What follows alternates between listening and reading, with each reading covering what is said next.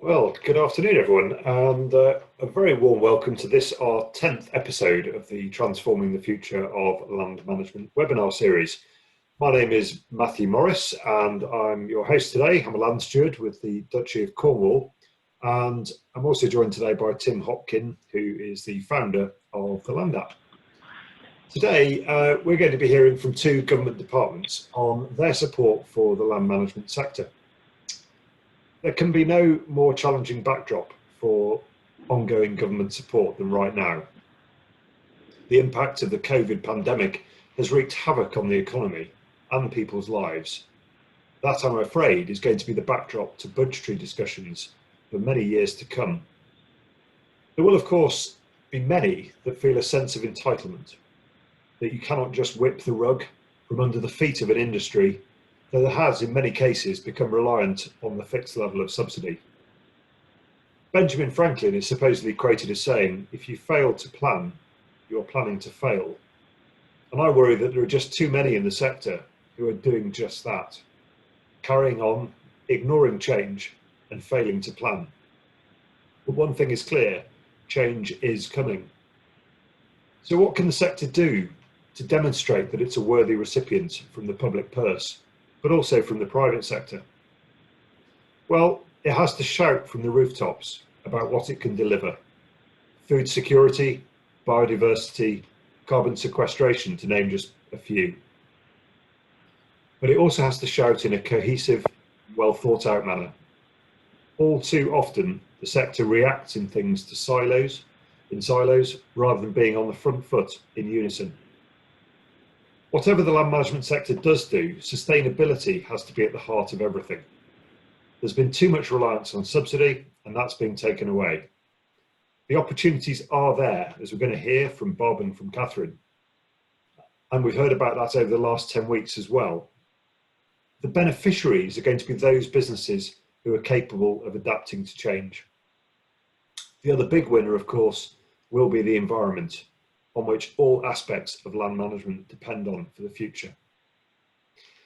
Just a quick bit of housekeeping. Your camera and microphone remain off as usual. At the bottom of the screen, you will see a Q&A button. If you click on that, you can ask questions of our two speakers today. You can also vote on a popular question, so we can bring those up the rankings, which helps me pick the right questions to ask. You'll also see a chat button. Use that to talk to Tim, who will deal with any technical queries that you might have relating to the webinar. But please use Q&A for questions for the speakers. As ever, we're going to be doing some Slido work. And again, using Slido, your camera phone is the best way of accessing that, we found. It's also worth mentioning our rural collaborative brain, which you've heard me talk about previously. This is where we're bringing everybody together in a way where you can collaborate and you can ask questions. We've got chat channels going on. We've got over 400 people that are using that now. It's a service called Slack. And if you haven't signed up, please do so. Tim will send you a link, but it's proving to be really interesting. That's enough from me. I'll hand over to Tim now, who's going to just run us through the form for today and deal with any technical bits, and we'll see me later. Thank you. Great, thank you, Matt, and hello everyone, good afternoon. So as Matt said, my name is Tim Hopkin. I'm the founder of the Land App, which is a free and easy to use collaborative mapping platform for the rural land management sector, and it helps you with day-to-day land management activities as well as prepare for ELMS.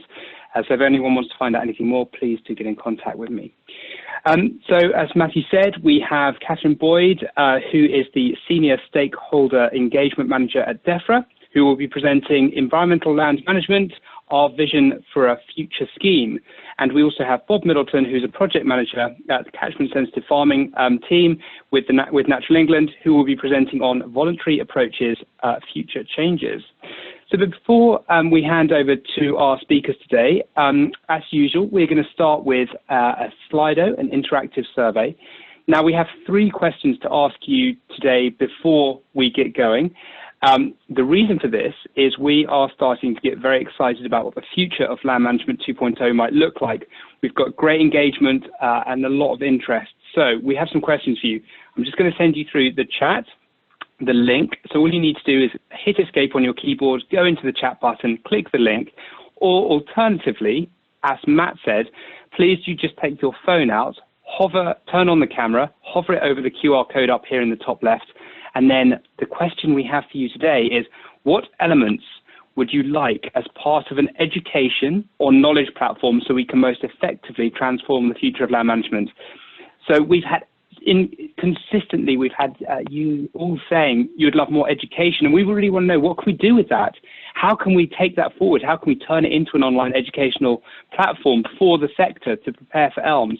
And we really want to know what you guys want. So what elements would you like as part of an education or knowledge platform so we can most effectively transform the future of land management? Works examples, case studies, ELMS, tutorials, local connections. We will send out the link for the Slack channel. Please do connect. Everyone's chatting in there, so it's a great way of getting connected. Workshops, ELMS, so case studies is front and center. What's happening on the ground? What's actually practically happening? Accreditation, webinars. There might be more webinars. Worked examples, YouTube platforms, yeah, so maybe making more videos available. Trials, river management work experience. I mean, case studies really is front and center. And I suppose what that means is who's out there already doing incredible things, maybe from around the world. You know, if there are people around the world that you do want to find out more about, let us know. Maybe it's the Nuffield Scholars, who knows?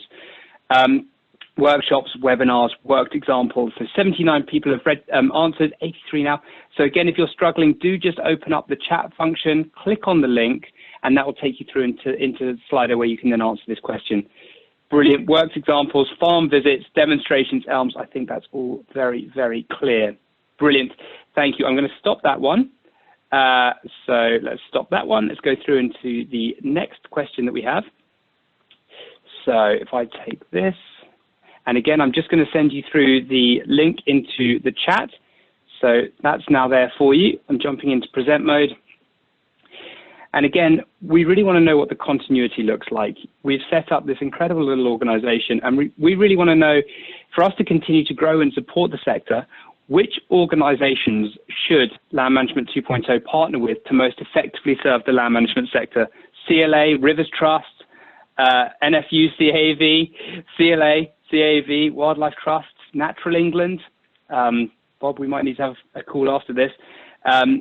Brilliant. So we really want to kind of harness this conversation, guide the whole sector forward, but do it as a collective, do it in collaboration. We're all in this together, and we really see partnerships being the way forward. So yeah, which organization should Land Management 2.0 partner with to most effectively serve the land management sector? CLA, CAAV, funny they were on last week's webinar, GWCT, RICS, FWAG, DEFRA, some of the universities, fantastic. Next week, I think it's next week, we've got a roundtable with the universities, the agricultural universities, so do jump in on that. I think it's on Friday.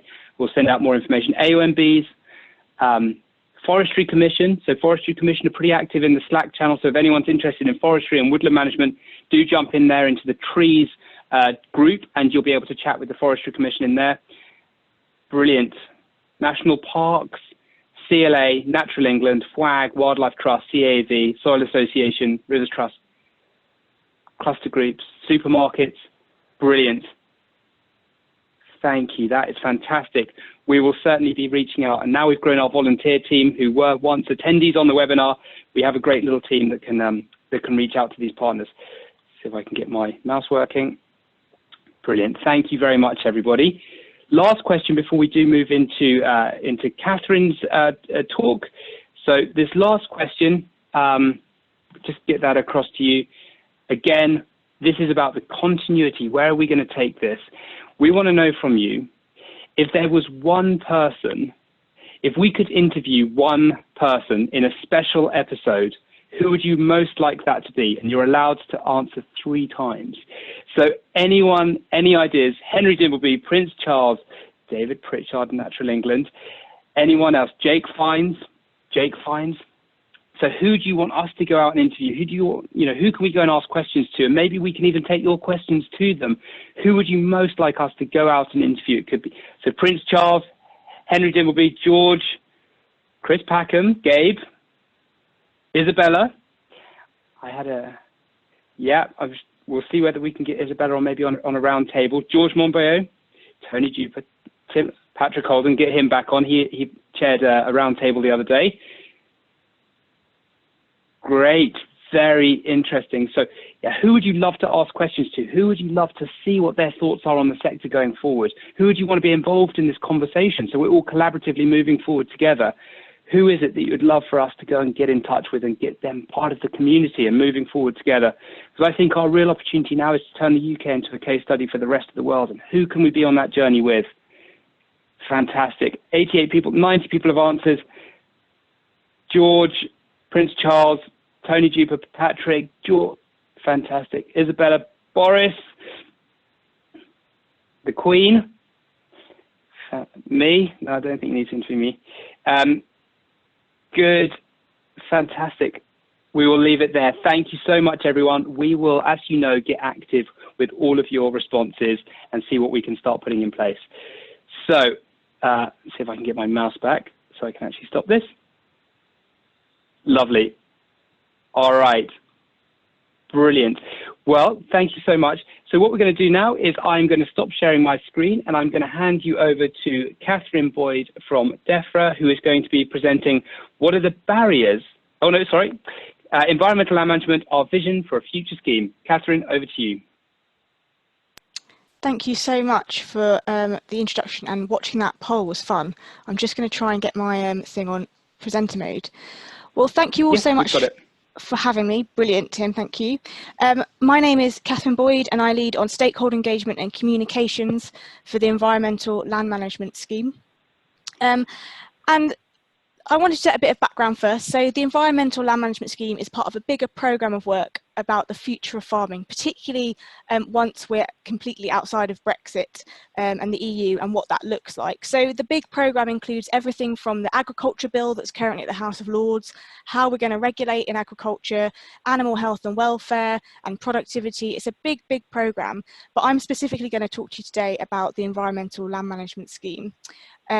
But I wanted to start by explaining kind of what our vision is for future farming. So we've got four main things that we're trying to aim for at the moment at DEFRA. The first is rewarding public goods with public money. And this is really what I'll be talking about a lot today, which is where environmental land management sits. We also want it to be a thriving, self-reliant and resilient farming sector. I think some of Matthew's comments at the beginning kind of touched on some of these points.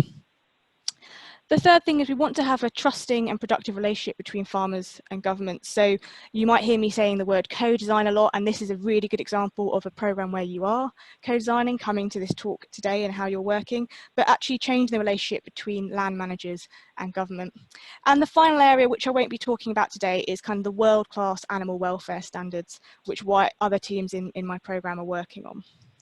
I think one of the things that I really want to say is that we recognise that farmers and land managers are often really best placed to deliver environmental outcomes for us, and they're not adequately rewarded at the moment, and so we really want to shift that focus going forward. So I mentioned public money for public goods, and I'm sure many of you are hearing the phrase. It's getting said over and over a lot. It's our catchphrase, but it's really important to define what we mean by public goods. There's lots of interesting definitions out here, but this is how we define it through DEFRA and through the agriculture bill. And there's two main things that make a public good. Firstly, it has to benefit more than the recipient. So it can't just be beneficial to one person, it has to have that wider societal benefit. So it enhances the life for lots of people. And the second thing is it cannot be rewarded by the market alone. So for example, you've got a food market or a timber market, so you get money back for producing products and selling it on that market. And that's the two principles that underline what a public good is. And that's going to really underpin all our future agriculture policy in England, that public money for public goods. And we think the environment is a really key public good where farmers and land managers can really provide some enhancements. And there's some examples on the slide there of public goods that are already provided by the farming landscape, and we recognise that already. So we've defined public goods, and now it's what are the public goods we're going to pay for. So ELM has been designed to help deliver our 25-year environment plan and has identified 6 public goods that we want to pay farmers and land managers to deliver and make sure they're adequately rewarded for. So that's clean and plentiful water, clean air, protection from and mitigation of environmental hazards, so for example maybe flooding, mitigation of and adaptation of climate change, thriving plants and wildlife, and then finally beauty, heritage and engagement. And it's really key when we're talking about building elm and what that looks like is we don't want farming and the environment to be a trade-off. We do believe that you can be a productive and sustainable farming business and also deliver these environmental goods. For us, it's about producing a market with which you can develop an additional income stream by delivering these public goods. So we really want to learn lessons from previous schemes where there's lots of current agri-environment schemes out there, and we've had a relatively good return on investment, and they're well regarded across Europe. But I think we very much recognise that they've been criticised for being very prescriptive and bureaucratic. So although they offer a guaranteed income, they can sometimes stifle innovation and struggle to adapt to local circumstances. So we want to learn from what's happened in those situations and actually build elm in a different way. So we want it to be much more lighter touch. We want to pay public money, use public money to pay for these public goods. And really importantly, and this is the crux of what I'll talk about, is we want to give land managers flexibility to create land management plans. So actually trust the land managers to create a tailored plan for their area. They know their land, they know the best way to deliver these environmental outcomes, and actually really be owning that process. It's to deliver wider environmental plans, so we've actually got the ability to ensure that this scheme delivers wider government aims. And the advantages of that are better value for money, ensuring that there's good motivation so that the payment scales are right, and it's flexible so we can innovate and adapt to local circumstances. And now, throughout this presentation, I'll come on to more what that looks like. The next slide, I don't want to rest on it for too long because I want to get into the nitty-gritty with you, but it's the strategic objectives, and there's two here that are worth looking at. The first is that elm needs to secure a range of positive environmental benefits, so that's really delivering that 25-year environment plan and enhancing our environment. But the second is where the traditional agri-environment scheme sits, which is tackling some of the shorter term environmental challenges associated with agriculture. So those are the two objectives behind elm. And like I said, it's designed to provide additional income stream for farmers as direct payments are phased out. So I want to get on to the interesting stuff, which is the elm design thinking. And there's a slide here that I'll spend some time on, but these are the 5 key things within that underpin what we're designing and what it looks like. The first is that we think elm will fit into 3 tiers, and I'll come on to 2 slides that explain what those 3 tiers are in more detail.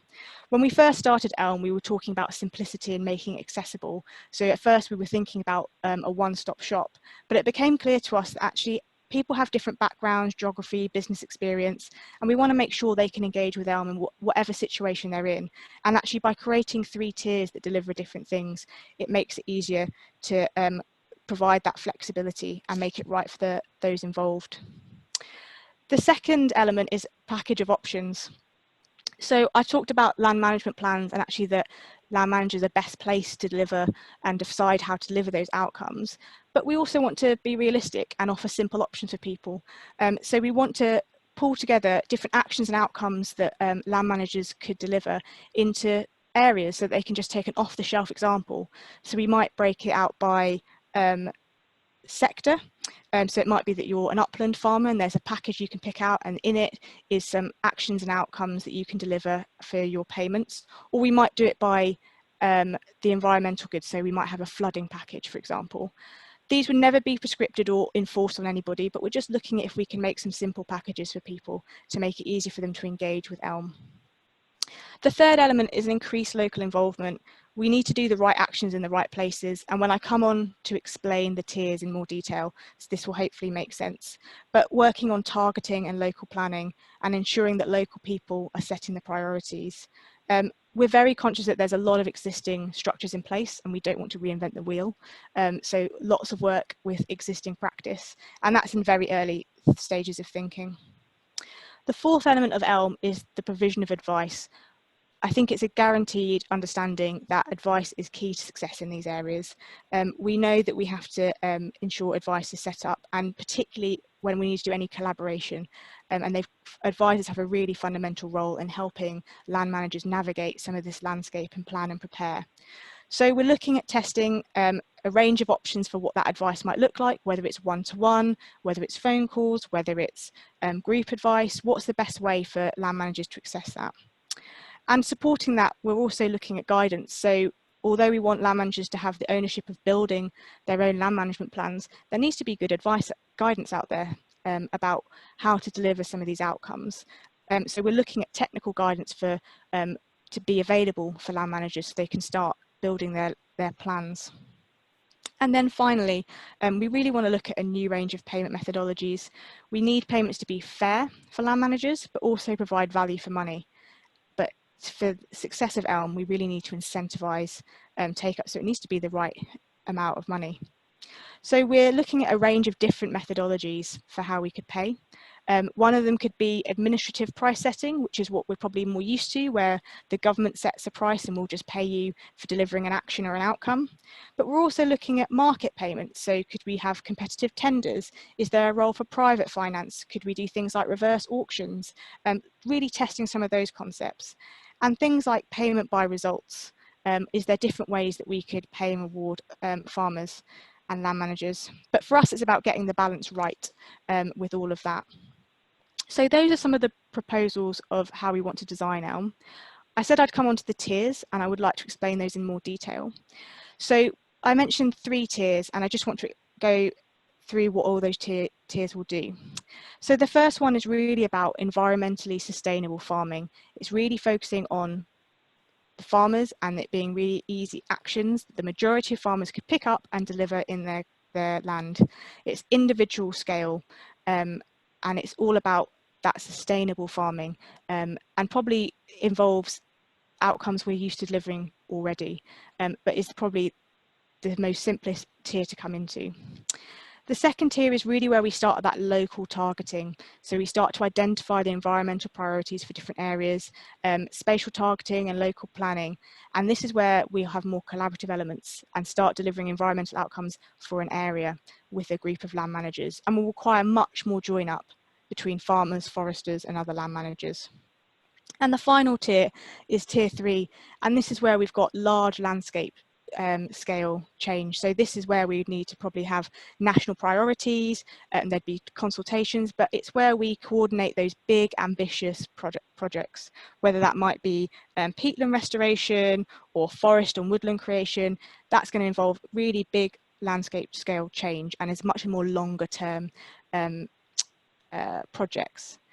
So that's a very brief summary of the 3 tiers. This is just a guide for what might be under those tiers. I want to say that this is not set in stone, this is not final. We just wanted to give some examples. So in tier 1, it's for farmers predominantly, and looking at, it could be for soil management, livestock, pest. And tier 2 is where we have a broad range of different types of land managers. And similarly for tier 3. As I said, this isn't final set in tone, it's just to give some examples of what we're thinking. So that's how we are currently looking at designing ELM. I want to come on to some of the concepts of co-design. So I mentioned co-design and having a better relationship with farmers and land managers, and our test and trials program is key to this. So for those of you that don't know, we've got a big series of test and trials set up across the country. We're into phase 2 now, but phase 1 is still running. So we have 44 proposals in phase 1 and 26 in phase 2, but these are individual test and trials looking at some of those little elements of ELM that I've talked about. So it might be to do with payment by results, or a role of an advisor. And we've worked across the sector and brought in real life land managers to go out and test some of these concepts. And they sit into 6 priority areas to help us design ELM. And this is just to make sure that we're having live examples of what's going on. They're meant to be shorter in duration, so they're not a long-term thing, but they're really designed to help us make sure it really works on the ground before we introduce it into ELM. And these have been running for a while, and Tim is involved in them, so I'm sure he can tell you about his experiences. But it's a really useful way for us to trial things before we introduce it. And a key element here is we don't see test and trials stopping when ELM is fully rolled out. We see test and trials running once ELM is fully launched, because we don't want ELM to launch and that be it, and then we stand statically in time from that one moment we launched ELM. It allows us to test new ideas. As new research and thinking arrives, we can test it out on the ground first with farmers. They can help input to it before we might enter it into ELM. But I've got a slide later that should hopefully show that in more detail. The next element is our national pilot. So our national pilot is a bit different to test and trials because it's looking at Elm from the very beginning to the very end. So we call it end to end, which is horrible civil servant language. But this is really testing Elm, what Elm might look like from the beginning to the end. So from you first hear about Elm to you sign up, you put your land management plan in, you deliver your outcomes, you get your payment, and it's really testing how it runs as a whole journey before we start the full Elm scheme. So we want to look at the different types of agreements, what are the right incentives, and most importantly, I would suspect, the scheme mechanisms, which actually mean things like IT systems and applications, and just making sure all of that's right. It's still in the early stage of development, but we are hoping to announce what national pilot might look like soon. National pilot, a key element that is worth raising is that we're delivering it with our partners. So it's not just DEFRA on their own. We're working with Environment Agency, Forestry Commission, JNCC, Natural England and Rural Payments Agency to make sure that we're delivering it together and we're bringing all the technical knowledge we have across DEFRA Group. But the timeline is where I think it's really helps bring this to life. I find Elm very difficult to talk about without showing this timeline. But as you can see, we've got tests and trials running throughout. It doesn't stop. It's never going to end, hopefully, and it's always our chance to test new ideas and introduce them. And then in late 2021, we'll start our pilot. And this is where we'll bring a group of farmers who can express interest in the programme, and they'll be our guinea pigs and they'll test national pilot for us. And that will last 3 years and allow us to really test what works and what doesn't work and where we have issues. And then in late 2024, we'll be rolling out Elm fully. So that will be the big launch. And as we said, it's not that whatever's launched in 2024, that's it for the next 10 years. We want to be able to build and improve it and constantly be making it fit for purpose. And then alongside, while all of this is happening, BPS payments will begin phasing out in 2021. It's a 7-year phase out, so it's not happening overnight, but that's happening in the background as we transition away. And similarly, there'll be countryside stewardship schemes throughout this whole time. So people should still be signing up for countryside stewardship in the meantime, whilst we continue on. So that's the timeline of what we're looking at. But I just wanted to finish a little bit on how we move away from current schemes into Elm. So as I said, there's changes set out in the Agriculture Bill that we're going to gradually move away over 7 years. It will be a 7-year transition where BPS payments will reduce. We would encourage people to continue applying for countryside stewardship. We've been trying to simplify the scheme by making it easier to apply and getting payments out sooner. And we really see countryside stewardship as the stepping stone to Elm and the future. So we'd really encourage people to sign up. And to support that, we've made a promise that no one in countryside stewardship agreement will be unfairly disadvantaged when we move to new arrangements. So you shouldn't worry about, if I sign up for countryside stewardship, I can't sign up for Elm. Maybe I should wait for Elm. We would always encourage you to be going into the current schemes and not waiting. Those who enter countryside stewardship from 2021 will be able to leave early and shift there to an Elm agreement. And we're currently getting advice on those currently in schemes as well. So like I said, we do encourage people to sign up for countryside stewardship. The last stewardship agreements will start in January 2024, ready for Elm later in the year. And that direct payments will be phased out in England between 2021 and 2027. So I think that's everything I wanted to say, and I'm hoping I've managed to keep to time, Tim. Very nearly, Catherine, ever so slightly over, but we'll forgive you. Thank you. Great, thank you so much for such a great overview, and I really love your approach, very collaborative, very open sort of minded, and really kind of reflects on what David Kennedy said on Friday's roundtable. So yeah, thank you for sort of sharing so concisely. So next we have Bob Middleton, who is going to be presenting on voluntary approaches, future challenges. So Bob, I will hand over to you.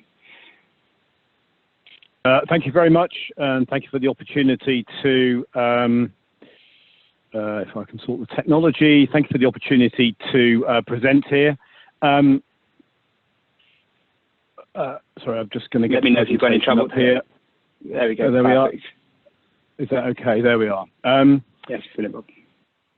Okay, so so thank you very much for the opportunity to present, and what I'm going to say very much complements what Catherine said, but very specifically around farm advice and voluntary approaches which link together advice incentives to drive change, working very much with the industry to improve the environment and to improve farm businesses. So what I'm going to talk about is catchment sensitive farming, both where it is now, but also the sorts of thinking that we're looking at now to take us into the future, and some of those challenges and opportunities that Catherine mentioned, very relevant to that discussion. So there's basically three elements to my presentation. One is just a brief summary of what catchment sensitive farming is now, then a piece about some of the challenges for the future, why we can't stand still, and then to go into those issues, how we might meet those challenges into the future. But this is not firm proposals. This is thinking and issues at the moment that we need to sort out, but very much in the co-design area that Catherine outlined, because we can't do this by ourselves. And as we'll see, we work with a wide variety of people already on these sorts of issues. So just to start on what CSF is, for those who maybe don't know, I hope you can see that. So catchment sensitive farming is a long-term farm advice program. We've been running since 2006, and we currently work in about half of England, just in England, and you can see there on the map those red areas. The program has grown from very early experimental days, some 13 years ago, through to a mainstream farm advice program, very much focused on water and water quality, which is the original rationale for the program and continues. But we've also added in air quality, and specifically ammonia emissions, to that mix as well in more recent years. The fundamentals of this are us having advisors in catchments over the long term working with farmers. It's all entirely voluntary. And that principle, we know from a comprehensive evaluation program, is the one that actually gets us results. Working very much with the grey. Go on, sorry. Oh, sorry to interrupt. Do you mind going into full screen mode? There's a few people just asking to see the full screen. If you go into present mode. That. Perfect. Thank you very much. Yeah. Press it again. Okay. Yep. Sorry about Great. that. Thanks, Bob. No problem. Okay. So it is. So very much on that principle of working with people on voluntary measures, and so we work, as I say, in about half of the country, and we've got 100 officers around the country at the moment, who say working in defined areas with groups of farmers, and to help them to take action. It is a joint program, so it's across DEFRA, Natural England, and the Environment Agency, and a wide variety of partners as well, where we have active partnerships, currently some 30 formal partnerships and lots of informal partnerships, because clearly we recognise that we can't do it by ourselves, and also that, you know, this is a challenge that we're facing challenges in terms of environment and agricultural businesses that everybody shares. So it's very much a cooperative approach. The other thing here is that we, as I mentioned just earlier, that we have a comprehensive evaluation program, because it's really important that, particularly with measures like farm advice, is to understand whether they work or not. Do they actually get the benefits that we think they should? And that is not just in terms of the environmental benefits, though those are clearly very important, but it's also in terms of the impact on the farmers and other land managers that we work with. How are we helping them to take action for their businesses? And that's the fundamental. So we've had a series of comprehensive evaluation reports done, the last one back in October. And just to pick up a couple of highlights from that. So we've worked with farmers covering about a third of England. It's about 20,000 farm holdings. And we've got real reductions in pollutants. Pesticides is up there on the screen, but we've also got sort of similar reductions in terms of phosphate, nitrate, and so on, which are directly attributable to CSF. So those voluntary measures that farmers undertake actually gets environmental benefits, but also gets, as I say, the business benefits as well. The other thing we do, and this is, I think, a really important point for the future, is we bring together incentives and advice. And from our evaluation, we know that if you put the advice with the scheme, in our case, mid-tier countryside stewardship, then you get significantly better environmental outcomes. The agreements are much more ambitious. They do more for the farm business, and they work very much better. It also attracts in investment into farm infrastructure. This is through capital grants, particularly clearly through match funding, and farmers more willing to invest in, by themselves. And we'll also work with the next generation of farmers through something called the Great Farm Challenge, which is a partnership with agricultural colleges. So there's a lot of other data in there, which I won't go into, but it is around, we do measure all of this, so we understand the benefits we're getting and why we're getting those benefits. But I think the key message out of this is that this is all about, this is not CSF delivering the benefits, this is farmers delivering the benefits. And so, we know what actions farmers have taken, and we know that what we offer them and the way we work with them is goes down very well, and is something that farmers like and are happy to work with us, which of course, if they weren't, it wouldn't work at all. So that's a kind of a very quick stock take of what CSF is now, but we are thinking about the future, and we're thinking about how we can improve what we do. And fundamentally, the reason for that is, there's two big reasons for that.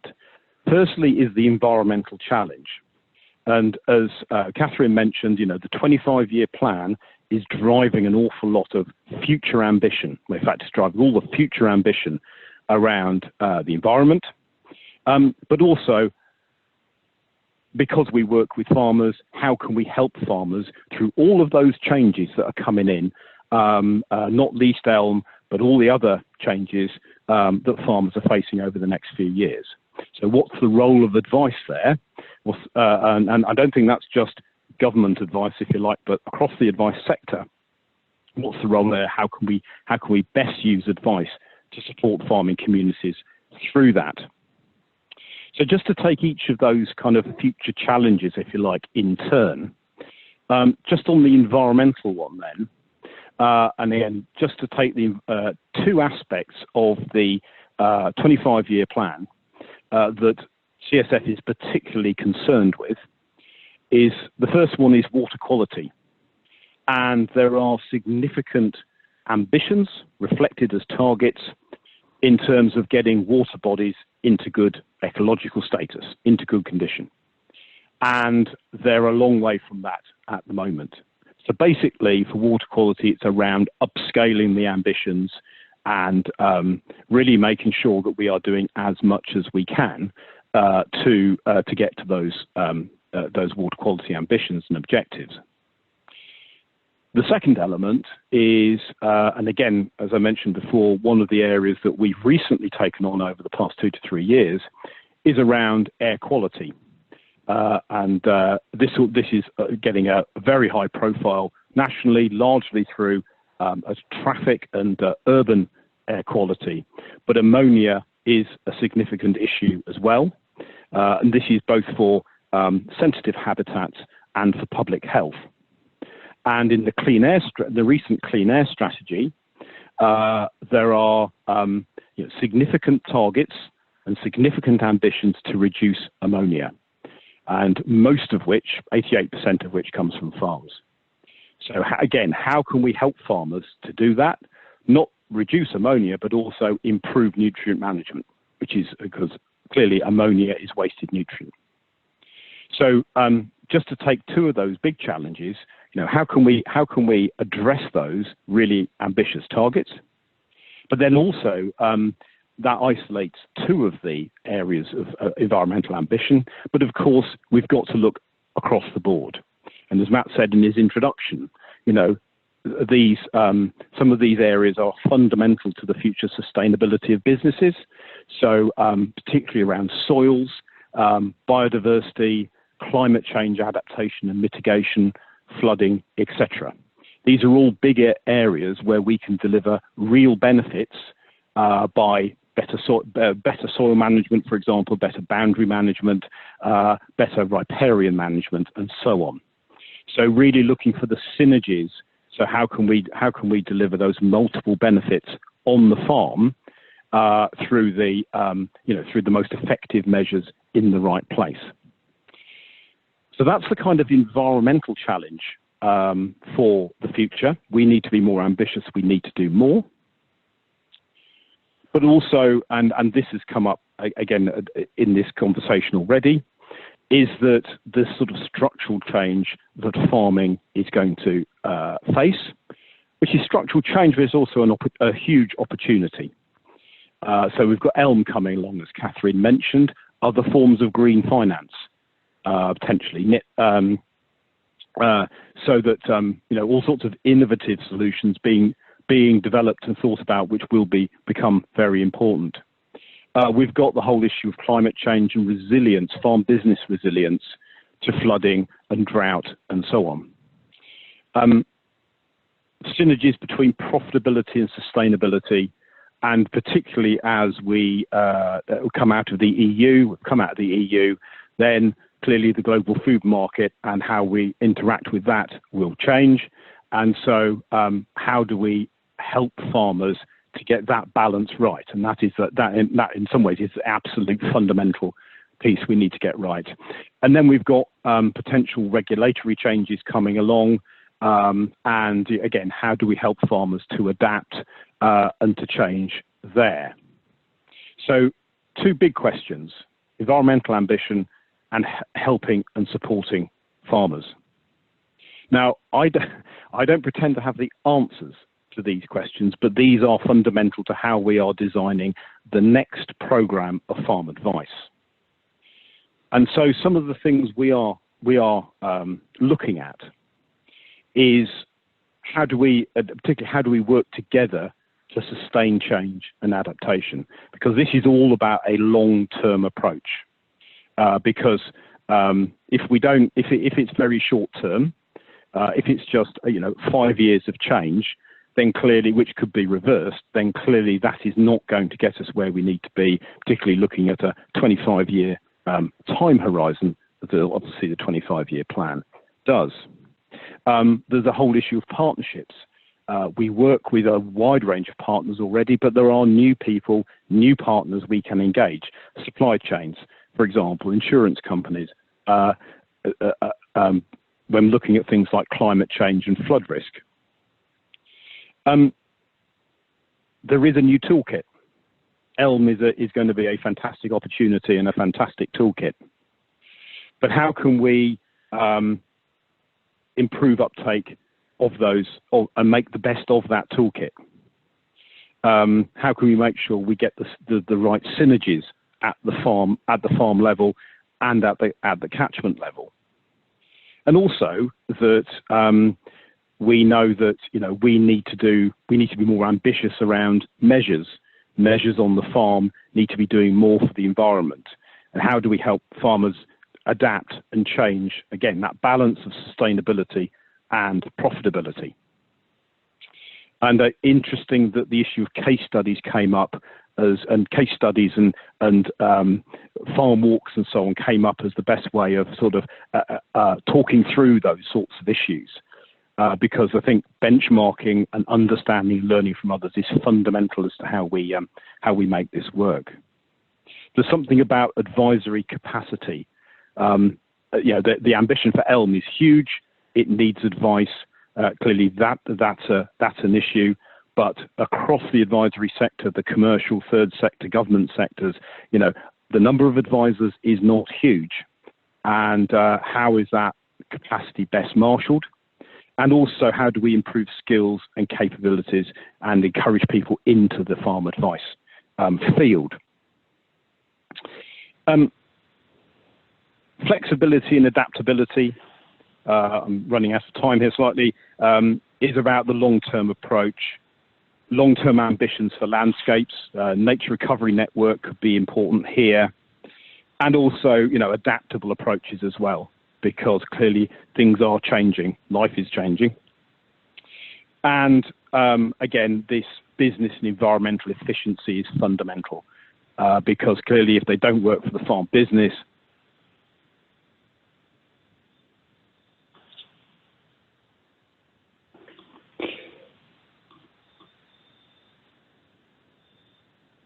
oh, I think we might have just lost Bob.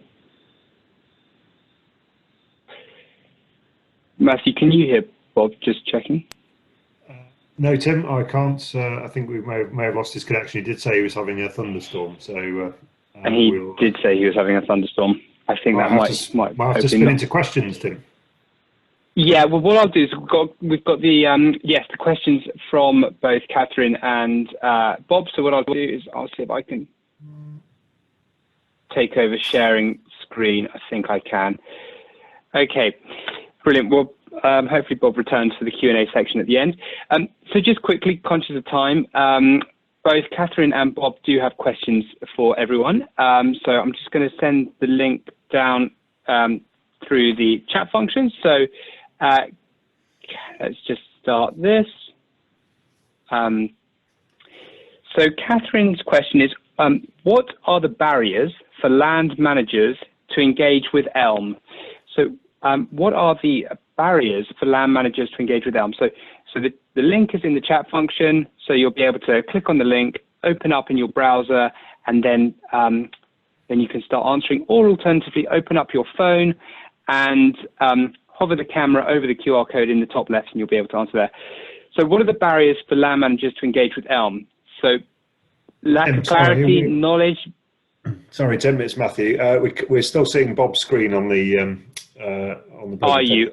Oh, it's saying that I'm sharing my screen. What can I do? Oh, sorry. Let me just see if I can take over. Has that changed anything? No. Okay, not to worry.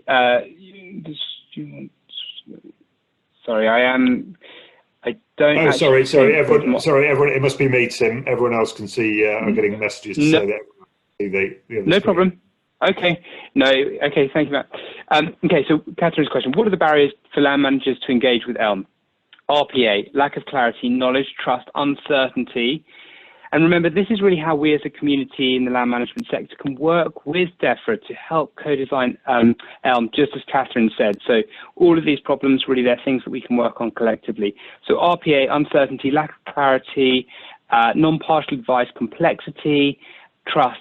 Okay, fantastic. Time, fantastic. Thank you, everyone. And as you all know, all these answers are going to be made available on our website afterwards, so you can always review them later. Brilliant. Well, hopefully we can get Bob back relatively soon. Bob's question is, let me just send this link out to you. Okay, and again, just you can open up your phone, get the camera out, and then hover over the QR code. So Bob's question is, how do advice programs best support farmers through change in the next few years? So very poignant considering the last question. So seminars, free advice, consistency, case studies. Yeah, just remember, I've just sent the link through. So anyone who's struggling, hopefully you can see Ben, God, do just message me if there's something odd happening, and I'll see what I can do to resolve it. So Bob's question: how do advice programs best support farmers through change in the next few years? Free advice, case studies, one-to-one advice, workshops, trusted advisor I can see coming up. I mean, on-farm meetings. geographically focused. I'm just trying to identify win-wins I just saw pop up. So free advice, workshops, case studies, farm visits, location-specific, continuity, one-to-one. Wow, I think there's a real clear, consistent theme here. I think, yeah, Bob's going to be busy over the next few years.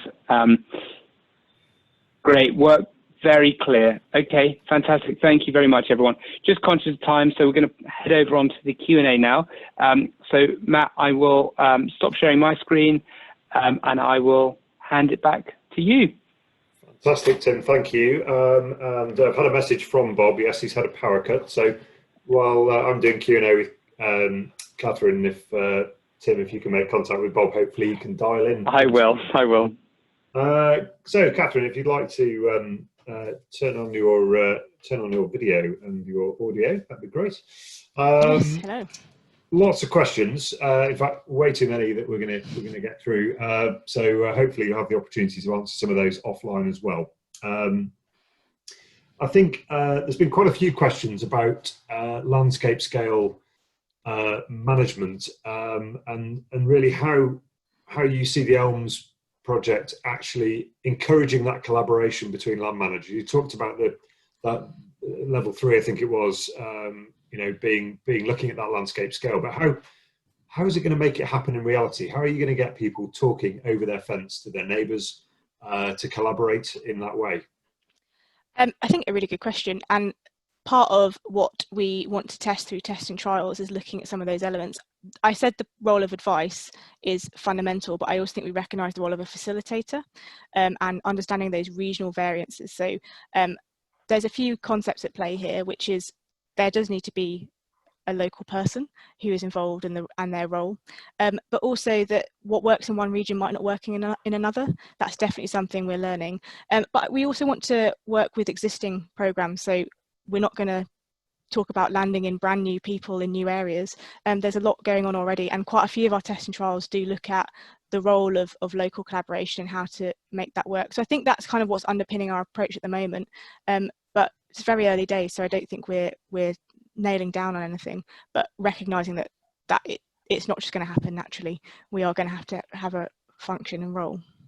Yeah, and when I was practicing up in Cheshire, I was involved in a farmer cluster, a landscape scale project up there, and you know, that was great, and it was really good to see that collaboration starting to happen between farmers. But in your sort of testing trials, are you considering sort of life beyond just the farmers in the traditional sense? So you've got NGOs, you've got leisure operators, you've got forestry owners, that sort of thing. Are you looking at spreading it? Yeah, you've absolutely hit the nail on the head. So I think there's when I showed the tiers, I kind of said that first tier was just farmers, and the tier 2 and 3, I said are all land managers. And the land managers at the moment, that term's quite open to incorporate all sorts of things, because we recognise that in your land, it's not just farmers. You might have sports and recreations and churchyards and all sorts of people involved. And it's really those tier 2 and 3 that we would want to incorporate all of those land managers. And that's part of the test that we're doing, is trying to identify the different people that might want to be involved. So all the people you named, and what's the best way to work between them. I think it's understanding the political differences as well, the nervousness between some of those different partners trying to work together and having different perceptions, and recognising at the end of the day there needs to be an incentivised payment, and that isn't lost in all of that through like different people coming in and getting involved. We don't want to dilute that. We want it to go to the land manager that's delivering that environmental good. So that's where our head's at the moment. Brilliant. Since I joined the Duchy, I've been really struck by just the sheer diversity of the agricultural sector. My patch includes everything from blackcurrant growers to beef producers, from poultry to peas, the full spectrum. When you're doing a test and trials, how are you going to ensure that you're able to sort of feed back information to that wide range of producers and farmers and land managers? And also, how do you achieve transparency? Because in order to build trust with the farming sector, I think that transparency is really important, and they're going to want to see the good and the bad, really, in terms of what's worked, what hasn't worked in test and trial. How are you going to do that? So I think you've raised a really, really good point there. So I can start with a bit of an explanation about how the test and trials works and how we manage some of that to get that learning in. And then that point about transparency, I'll come on into a minute. So we have the test and trials set up, and they are currently running, and they're going through their work. As I said, then they're clustered into kind of 6 themes, and it might be that a test and trials looks at more than one theme. They don't just do land management plans, they might also look at advice and things. And then we have thematic groups where we bring those test and trials people together, and they bring their learning and their outcomes, and from that we create thematic reports about what is coming out of that, and we want to make those publicly available once they've started coming through. So we're kind of in the first iteration of looking at those at the moment and making that transparent. I think the thing that we are nervous and we need to be cautious about is the fact that test and trials could produce something that ultimately doesn't end up in Elm, or there's other things that influence our decision making. But we are having successes. There's some really interesting things coming out of payment by results. So that's how we're currently working and pulling those themes together to try and get those grasps. Your point about different types of sector, it's a fascinating sector in that there's so many variations within what a land manager and farmer can be. It's almost impossible to segment this sector, because you'd end up with basically the exact number of farmers there are, because there's so many. No, I've never found a farmer that's exactly the same as another one. So there's a lot of work going on to try and identify some sort of types and users, and then to test some of our thinking with that, and really bring that out to the sector.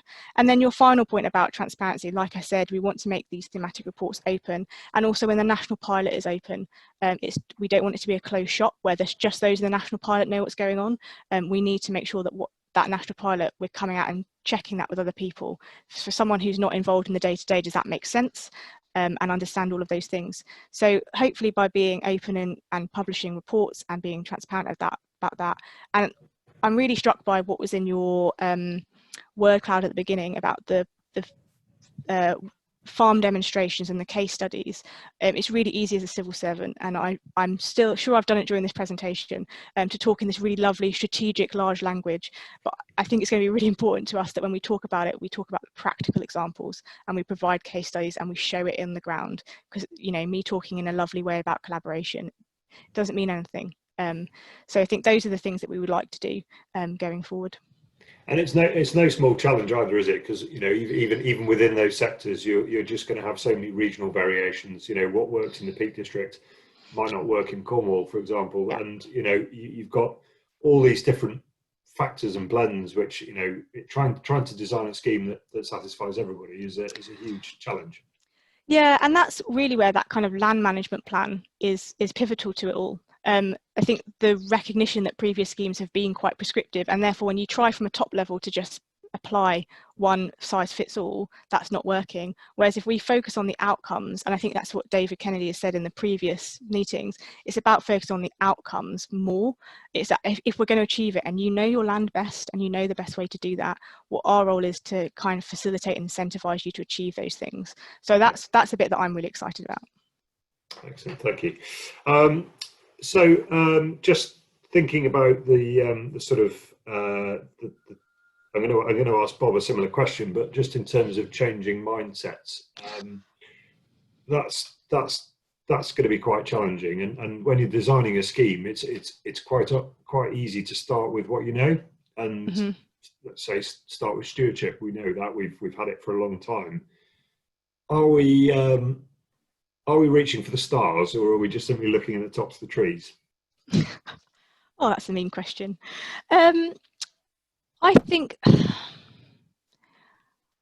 think what we're suggesting is outrageous. I think this is the opportunity. It's really hard to take that question, because I think this is our opportunity to design what we want, and we don't have the same constraints. So I think we should shoot for the stars, and that's why we've built in that co-design concept, which is we're not going to roll out Elm in a year. We're not going to rush into it.